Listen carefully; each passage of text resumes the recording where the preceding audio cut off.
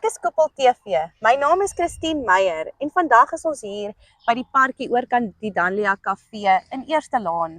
Julle ouens, nou dit lyk verskriklik sleg hierso. Al die rommel wat hier is en die grasse wat so hoog groei. Wanneer gaan die munisipaliteit iets doen? Wat gaan ons kan doen dat die munisipaliteit iets doen aan die parkie wat vir ons kinders gemaak is om by te kom speel?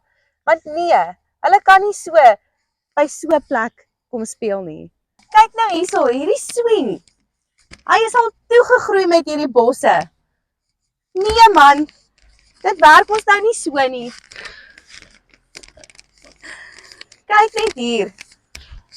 Ek moet my knie so hoog oplig om hier deur te kan kom. En nou kom jy uiteindelik by die swing uit.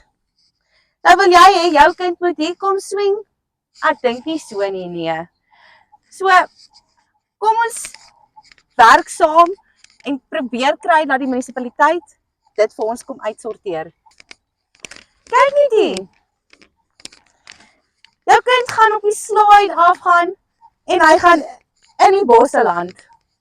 Is dit veilig? En al die rommel, kyk al die papiertjies en al die rommel. Is dit veilig vir ons kinders? Glad nie. Oeg, sies man. Kyk net hier, hier lê stukke glasbottels wat gebreek is. Nou wat as jou kind nou kom en sien dit nie, hulle hardloop te vinnig om net vinnig te kan stop en hulle trap daarin. Wat dan?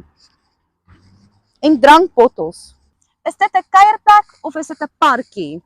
En dit is hoe ons parkie lyk. Dit lyk sleg.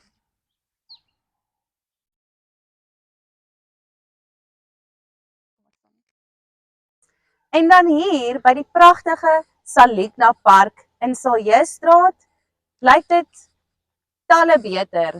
Hier word gereeld in stand gehou, die grasse word gereeld gesny en daar is nie regtig rommel in sig nie.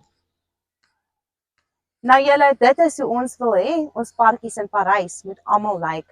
Veilig vir ons kinders, geen glasbottels of drankbottels wat gebreek lê nie. Grasse wat nie so hoog is soos bosse nie. Veilig, netjies en skoon. Nou dit is Salikna Park. Veilig, netjies en skoon in stand gehou.